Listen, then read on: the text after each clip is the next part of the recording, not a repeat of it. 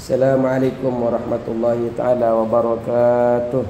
Waalaikumsalam warahmatullahi wabarakatuh. Bismillahirrahmanirrahim.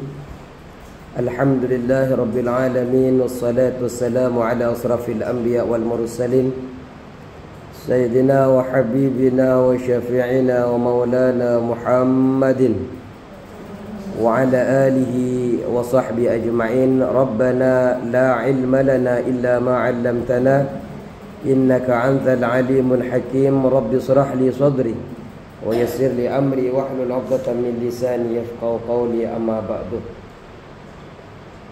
Alhamdulillah, para kakak-kakak yang dirahmati Allah Subhanahu wa taala, di kelas berapa? 12. Di kelas 12 kita bisa berjumpa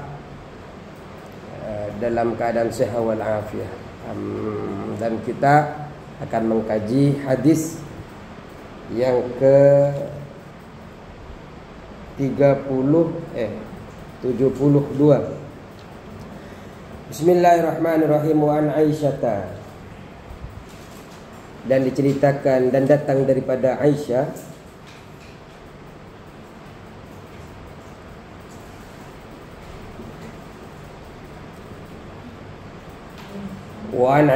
dan dari Aisyah radhiyallahu anha, semoga Allah memberikan keridhaan kepada Aisyah.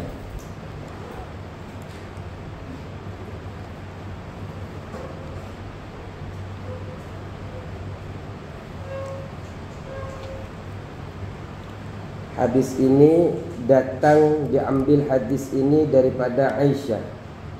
Kenal sama Aisyah. Kakak-kakak kenal, ada yang kenal dengan Aisyah?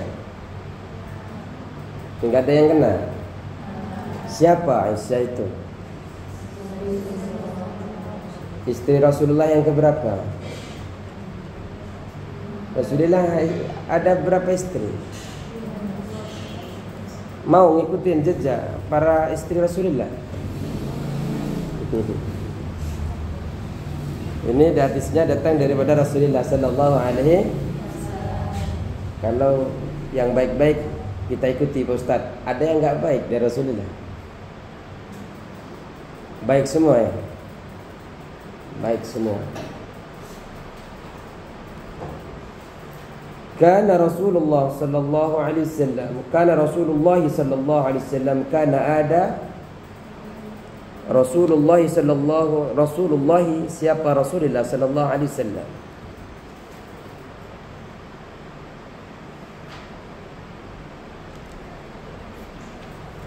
Oh, qolat ya. Ketinggalan.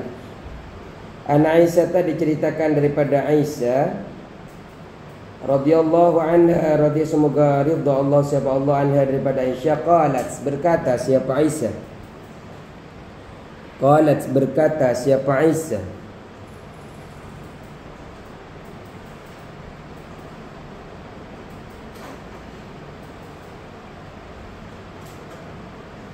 Qala Rasulullah, kana ada Rasulullah, siapa Rasulullah?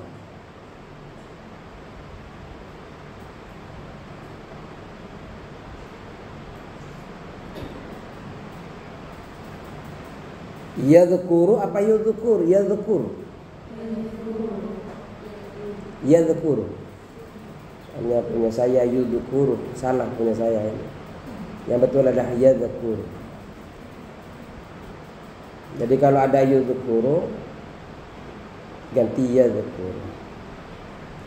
Yadhkuru selalu menyebut siapa Rasul? Allah, kepada Allah.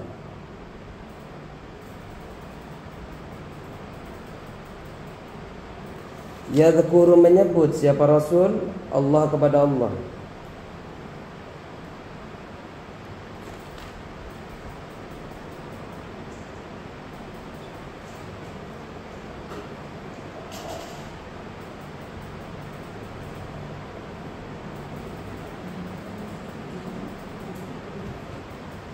Ala kulli ahyanihi, ala kulli ahyani, ala atas kulli ahyani, setiap waktunya. Ahyan itu jamak daripada hinun, setiap waktu-waktunya Rasul.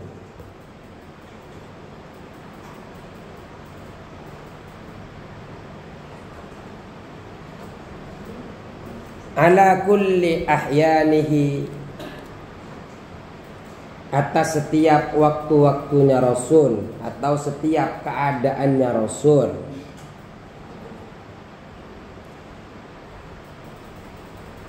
Yadhkuru, menyebut atau mengingat siapa Rasul, Allah kepada Allah, ala kulli ahyanihi, atas setiap waktu-waktunya Rasul.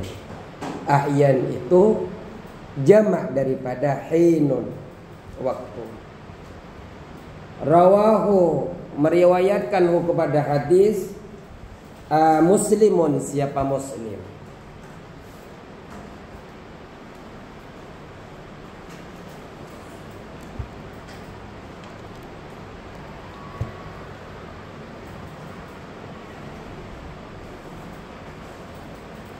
Wa'allaqahu al-Bukhari,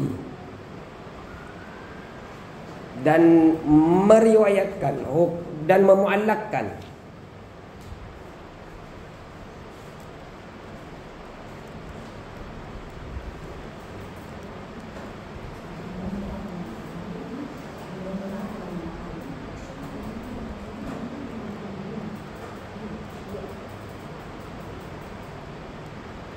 wa'allaqahu, dan memuallakkan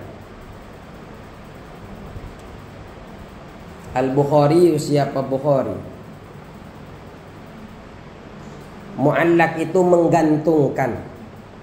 Allaqah, allaqah yu'alliku ta'liqan, menggantungkan dalam ilmu hadis. Namanya, kalau istilah dalam ilmu hadis itu adalah muallak. Jadi salah satu hadis atau sebuah hadis yang sanadnya terputus dari awal, terus satu atau lebih dari perawi ada yang hilang, kemudian memuallakkan, menggantungkan.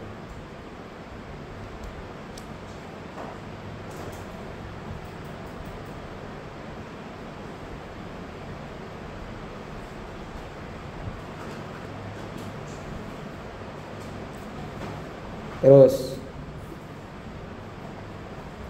wa'allaqahu, dan memuallakkanhu terhadap hadis Al-Bukhari, siapa?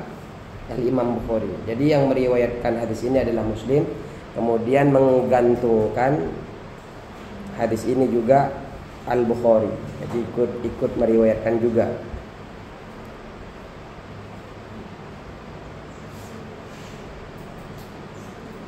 Baik. Jadi Rasulullah sallallahu alaihi wasallam dalam waktu-waktu beliau, setiap keadaan beliau, Rasulullah sallallahu alaihi wasallam selalu mengingat Allah. Orang yang mengingat kepada Allah ini, Allah akan berikan kenikmatan berupa tentram. Ala bi dzikrillah tatmainnul qulub. Orang yang mengingat kepada Allah Subhanahu wa taala akan ditentramkan hidupnya, hatinya akan tenang. Kalau kita tenang, Kak, dimanapun kita berada, dalam posisi keadaan apapun, kita tidak akan ada rasa sedih dan tidak akan tergerusu-gerusu dalam melakukan sesuatu. Itu kalau kita ingat kepada Allah. Arti ketika mengingat kepada Allah, Allah akan berikan yang namanya tumakninah, mutmainnah, ketenangan dalam hidup. Dalam keadaan tidak punya uang, dalam keadaan punya uang, selalu tenang kepada Allah. Ada yang orang punya uang, jam berapa berhenti ya? Sampai bel kan ya? Belum bel kan? Sampai orang itu serba salah dalam hidupnya. Ada yang ketika diberikan uang banyak malah dia tidak tenang. Karena kita tahu kalau kita punya ilmu yang menjaga kita, tapi kalau kita punya harta, kita yang jaga harta. punya mobil yang bagus di rumahnya. Orang kalau banyak uang, kalau tidak dekat dengan Allah, ada potensi tidak tenang. Setiap hari, setiap malam jam 12 dilihat jendelanya, masih ada enggak motor saya yang baru saya beli, masih ada enggak mobil saya, masih ada enggak sandal saya, dan seperti itu. Tapi bagi orang yang beriman, kemudian Allah berikan kekayaan, dia akan tenang-tenang saja. Toh harta ini Allah percayakan kepada saya, dan kapanpun Allah ambil akan diambil juga. Jangankan cuma harta, sampai nyawa saya aja, kalau memang Allah mau ambil akan hilang juga. Kalau orang yang seperti itu akan tenang hidupnya. Kenapa? Karena kita tahu bahwa kita ini diciptakan oleh Allah Subhanahu wa taala. Apapun yang diberikan kepada kita itu adalah semata-mata hanya titipan. Titipan yang perlu kita jaga. Ada orang seperti saya. Saya itu punya orang tua dulu kan. Ya sekarang saya masih punya juga. Dulu punya orang tua, punya bapak. Tapi ketika saya kelas 3, kalau enggak kelas 3, kelas 4, Allah panggil orang tua saya meninggal. Saya sedih sekali. Saya diasuh oleh bibi saya. Tahu-tahu bibi saya diambil juga. Sedih luar biasa. Kenapa sedih luar biasa? Karena saya beranggapan ayah saya, bibi saya itu milik saya. Bukan orang yang kemudian dititipkan Allah untuk saya takzimi, Allah berikan kepada saya hormati dan sebagainya. Saya seperti saya ini sekarang punya anak. Kalau saya menganggap anak saya itu milik saya 100%, ketika suatu saat dipanggil oleh Allah, sedihnya luar biasa, mungkin stres dan sebagainya. Tapi kalau kita tahu bahwa Allah percayakan anak itu kepada saya, ingat kepada Allah bahwa sebenarnya itu dari Allah, Allah loh yang ngasih kepada saya. Ketika suatu saat itu diambil, nah ini kan dari Allah dan akan kembali kepada Allah. Inna lillahi wa inna ilaihi raji'un. Maka akan tenang hidup kita. Dan Allah dan Rasulullah sallallahu alaihi wasallam ini setiap waktunya Rasulullah sallallahu alaihi wasallam selalu mengingat kepada Allah Subhanahu wa taala. Ayo lanjut. Wa an Anas, dan dari Anas bin Malik. Anas ini termasuk khaddamnya Rasulullah.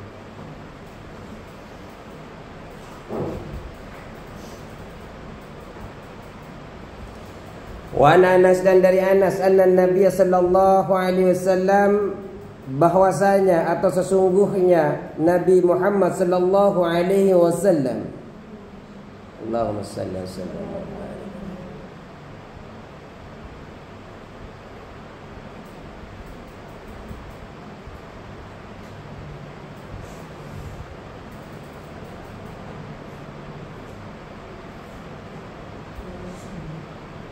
ihtajama. Jadi intinya begini Pak. Tadi itu faedah daripada hadis ini, ada keutamaan berzikir secara terus menerus. Rasulullah sallallahu alaihi wasallam itu melalui Siti Aisyah menjadi teladan bahwa Rasulullah secara kontinu selalu berzikir kepada Allah. Ingat, zikir itu ingat. Sebenarnya kita zikir. Orang itu kan, hari ini kita percaya yang bisa menyelamatkan kita itu uang. Hari ini yang bisa menyelamatkan kita uang. Tapi kita tidak paham bahwa sebenarnya zikir juga menyelamatkan kita. Cuma karena tidak tampak, yang bisa belikan uang hari, yang bisa beli nasi, yang bisa beli pulpen, yang bisa beli baju hari ini adalah uang, bukan zikir. Sehingga orang menomorduakan zikir kepada Allah. Coba ketika wafat, yang bisa menyelamatkan kita zikir kepada Allah, apa uang nanti yang bisa menyelamatkan kita dari neraka? Zikir.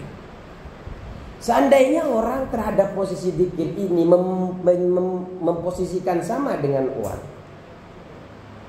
banyak anak-anak yang sekolah SMP selesai, sekolah SD selesai, mungkin SD belum, SMP selesai, mereka akan memilih jurusan yang bisa memudahkan mereka mencari uang. Ya kan? Bukan mencari bagaimana mereka ketika lulus SD, lulus SMP bisa masuk surga dengan tanpa hisab. Padahal kita tahu orang yang hidup di dunia ini potensi hidupnya paling 63, 70 tahun, 100 tahun.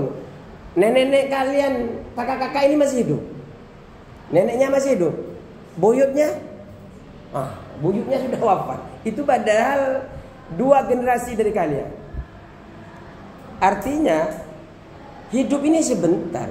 Uang yang kalian makan itu, yang kalian sudah proses sekarang, yang kalian pikirkan mulai 6 tahun sebelumnya, 3 tahun sebelumnya, nanti saya harus kuliah ini agar kerjaannya dapat mudah ini. Ternyata setelah kalian keluar kerja nggak seberapa kerjanya, 2 tahun, 3 tahun, 5 tahun, 10 tahun kemudian dipanggil oleh Allah Subhanahu wa taala. Ternyata yang kalian konsep sebegitu lama ternyata hidupnya sebentar atau lama. Tapi yang dipikirkan adalah dunia. Ternyata setelah masuk dalam kubur, ternyata Allah yang dicatat hanyalah zikirnya. Uang yang kalian cari hanya menjadi beban dipertanyakan oleh Allah melalui hisabnya. Kamu kerja ini untuk apa? Setelah hasil ini untuk digunakan untuk apa? Kemudian itu terus.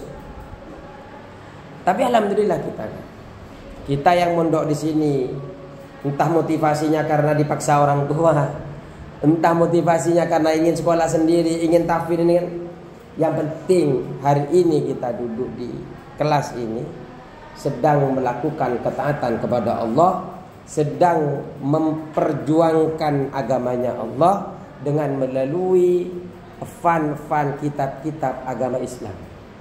Kita belajar agama Islam nih kan. Tidak semua orang belajar nih, Ulmar. Islam itu kata orang memang tidak, Islam itu walaupun kita tidak perjuangkan kan, tetap ada Islam itu karena yang jaga itu Allah langsung.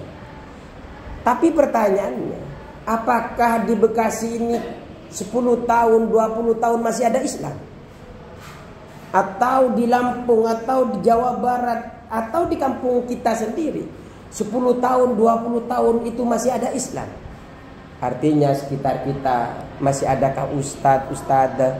Kenapa? Sekarang ini kan orang mencari ilmu itu dengan kemudahannya hanya ketik Google sudah selesai. Padahal potensi salah di dalam memahami agama itu sangatlah besar. Karena setiap orang bisa membuat ketikan yang seperti itu. Bisa buat tulisan ditaruh di Google karena tidak ada editingnya, editornya. Orang mau belajar agama sekarang langsung ke YouTube.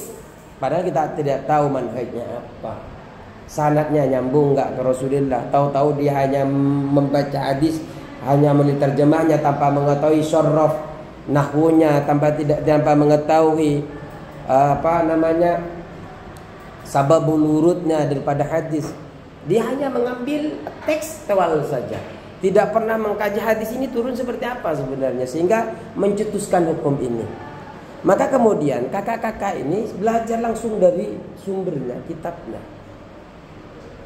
Dan insya Allah ini yang akan menjadi perjuangan kakak-kakak di hadapannya Allah nanti di dalam Islam.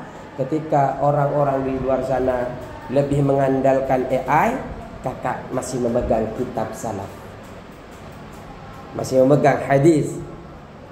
Ketika melakukan sesuatu, pegangannya adalah hadis. Kita ini hanya 2 yang tidak boleh keluarkan, Al-Quran dan As-Sunnah hadis. Keluar dari situ, habislah. Ditambahkan ada ijma', ada qiyas. Ijma' dan qiyas pun tidak boleh keluar dari Al-Quran dan hadis. Ayo. Belum kan ini kan? Nah, soalnya saya kan baru kan, harus nanya, takut. Terus, wa an Anas bin Malik, wa an Anas, dan dari Anas bin Malik radhiyallahu anhu,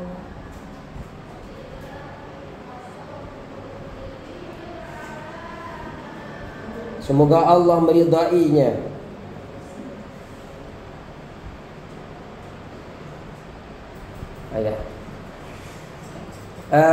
Zikir itu tetap boleh dilakukan meski tidak punya wudu kan. Atau kakak ini kalau haid kan tidak boleh megang Al-Qur'an ya. Dalam Syafi'i tidak boleh megang Al-Qur'an. La yamassuhu illal, itu tidak boleh. Nas Al-Qur'an jelas. Tapi kalau zikir, Al-Qur'an yang dizikirkan itu bisa. Makanya zikir ini meskipun sedang junub, di dalam Syarh Sahih Muslim, di dalam Imam Nawawi dalam Syarh Sahih Muslim mengatakan boleh berzikir bahkan dalam keadaan junub. Bertasbih, bertahlil, halal la ilaha illallah, kalimat la ilaha illallah, bertakbir, Allahu akbar, Allahu akbar, Allahu akbar, membaca istighfar dan sebagainya. Maka itu diperbolehkan walaupun dapat dalam keadaan junub. Karena Rasulullah berzikir setiap waktunya. Dan juga zikir ini bukan hanya dengan lisan, dengan hati. Zikir dengan hati, dengan qalbu. Setiap hari itu kan. Innakum tukhti'una bil-laili wan-nahar, di dalam kitab Nashihul Ibad. Kalian itu melakukan kesalahan siang dan malam. Maka kemudian Allah mengatakan dalam diskusinya, minta ampun kepada kami, minta ampun kepadaku, fastaghfiruni aghfir lakum, minta mohon ampunlah kepadaku. Maka kalau bisa kakak-kakak ini zikir terus kepada Allah, minta ampunan kepada Allah setidaknya 100 kali dalam sehari. Kenapa? Ada nuktah di dalam hati kita. Setiap hari itu kan melakukan kesalahan itu akan ada titik hitam. Kalau kita biarkan akan bertumpuk. Makanya kalau kita di dalam Nashihul Ibad dikatakan tidak ada dosa besar kalau selalu dilakukan, dan tidak ada dosa kecil kalau tidak ada dosa kecil kalau selalu dilakukan, dan tidak ada dosa besar kalau selalu diselingi dengan istighfar. Artinya dosa kecil itu melakukan kesalahan dengan wudu bisa terobati, bisa diampuni, wudu bisa diampuni, ngalak, ngerjain lagi.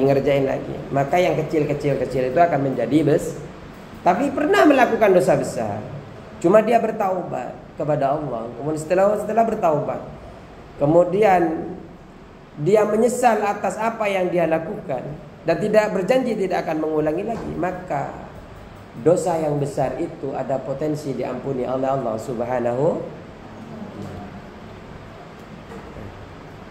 Jadi zikir itu dan tertaubat harus terus dilakukan. Itu baru ya bisa.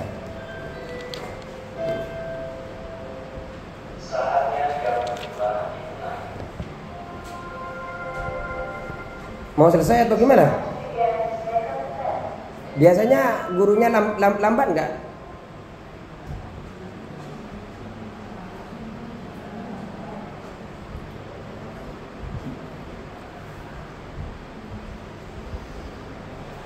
Anna Nabi sallallahu satu hadis saja ya. Boleh? Anna Nabi sallallahu alaihi wasallam, bahwasanya Nabi sallallahu alaihi wasallam istihtajamah, berbekam. Siapa Nabi? Ihtajama, berbekam siapa Nabi? Wa shalla, dan melakukan salat siapa Nabi? Wa shalla, dan melakukan salat siapa Nabi? Wa lam yatawadda, dan tidak melakukan wudu siapa Nabi? Tidak berwudu. Wa lam yatawadda, dan tidak berwudu siapa Nabi? Wa Anas bin Malik, dan diceritakan daripada Anas bin Malik, anna Nabi sallallahu alaihi wasallam, bahwa Nabi sallallahu alaihi wasallam ihtajama, berbekam siapa Nabi? Ihtajama, berbekam siapa Nabi? Wa shalla, dan salat siapa Nabi? Wa lam yatawadda, dan tidak berwudu siapa Nabi? Jadi Rasulullah sallallahu alaihi wasallam, beliau ini berbekam, tahu bekam? Oh, monggo Kak, monggo. Tahu berbekam? Berbekam itu yang ditusuk-tusuk itu keluar darah. Saya seumur-umur baru sekali bekam kan. Karena kayak mau mati saya tuh, memang sudah lemes. Ini kayaknya saya mau mati nih. Coba ada yang nunjukin bekam, nyoba bekam. Saya bekamnya bukan takut sama bekamnya kak. Ada jarumnya kecil-kecil gitu. Saya kebetulan suntikan takut. Makanya ketika mau dibekam, tolong jangan ini ya, jangan keras-keras bekamnya. Tahu kayak di bulpen itu. Kemudian Rasulullah setelah berbekam sholat dan tidak melakukan wudu. Artinya bekam itu tidak membatalkan wudu. Akhrajahu ad-Daruqutni. Akhrajahu mengeluarkan kepada hadis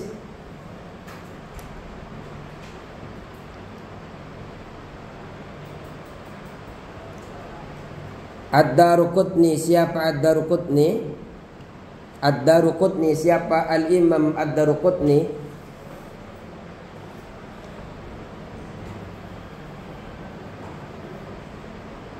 walayanahu, dan ia melemahkan terhadap hadis.